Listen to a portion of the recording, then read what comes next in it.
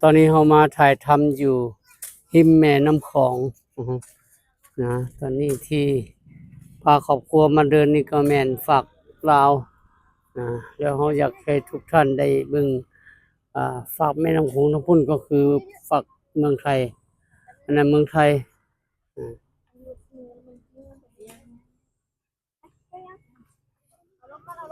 อ่าแล้วเมืองไทยฝากไทยทั้งพุ่นเป็นฝากไทย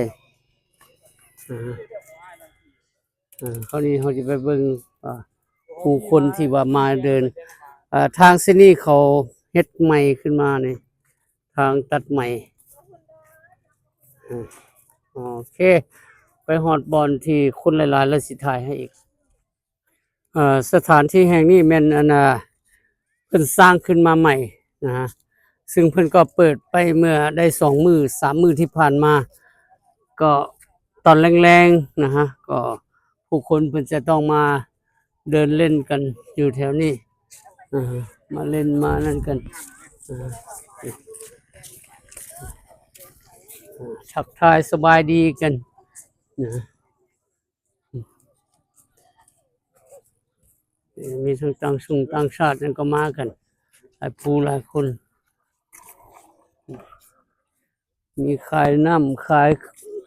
อาหารขายเครื่องดื่มมีหลายอย่างลูกชิ้นปิ้งไก่ปิ้งหลายอย่างเห็นบ่ฝากท่านนั้นก็แม่นประเทศไทยฝากท่านนี้ก็แม่นประเทศลาวเพราะฉะนั้นเขาก็บอกให้ท่านที่บ่เคยมาพบพ่อหรือว่ามาเห็นเขาก็ได้ถ่ายให้พี่น้องได้เบิ่งกันบ้านเฮานี่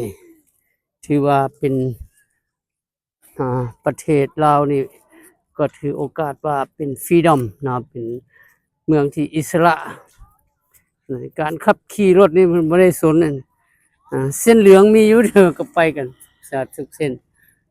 นี่ก็ไข่ปิ้งไข่นึ่งนั่นจะเป็นไข่ลูกนี่มีไข่ลูกกันนี่อ๋อนี่ไข่ลูกแล้วก็ลูกชิ้นทอดมาอุดหนุนกันเด้อผู้ใดมาเลยก็แล้วก็มีเครื่องดื่มหลายอย่างขายทุกมื้อขอโอเคทุกมื้อเด้อเพิ่นขาย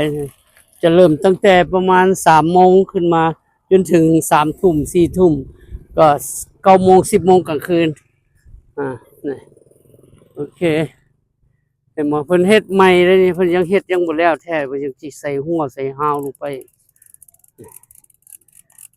เด็กๆก็จะมาเล่นว่าวเล่นฟลายตรงที่เห็นบ่แล้วก็ประเทศลาวเฮานี่มีแต่ว่าวันเสาร์อาทิตย์เพิ่นบ่ขายเลขแต่จันทร์ถึงศุกร์นี่จะมีเลขขายตลอด2 ตัว3 ตัว6 ตัว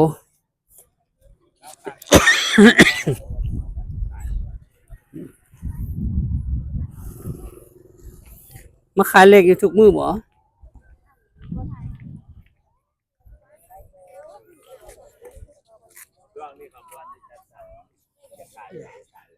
อันนี้แม่นแล้วล่ะนี่พี่น้องแล้วเราก็จะมีหัวมีหาวแบบป้องกันเด็กน้อยนี่สวยงามเห็นบ่แข็งแรงดีเป็นโครงการของเมืองลาวเฮาเดี๋ยวนี้ประเทศลาวเฮาพัฒนาเด้อพี่น้อง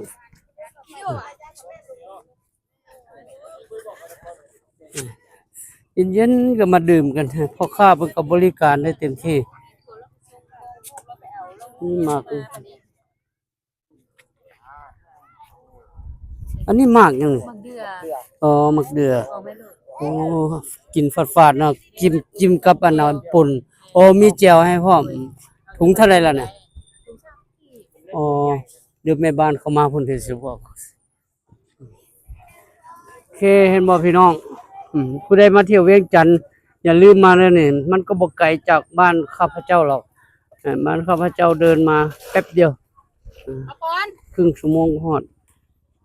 โอเคถ่ายทำกับหมู่มา Hello baby you want something ฮะมีหยังบ่กูอยากอยู่มา ไม่ ว่าลูกมาทำไม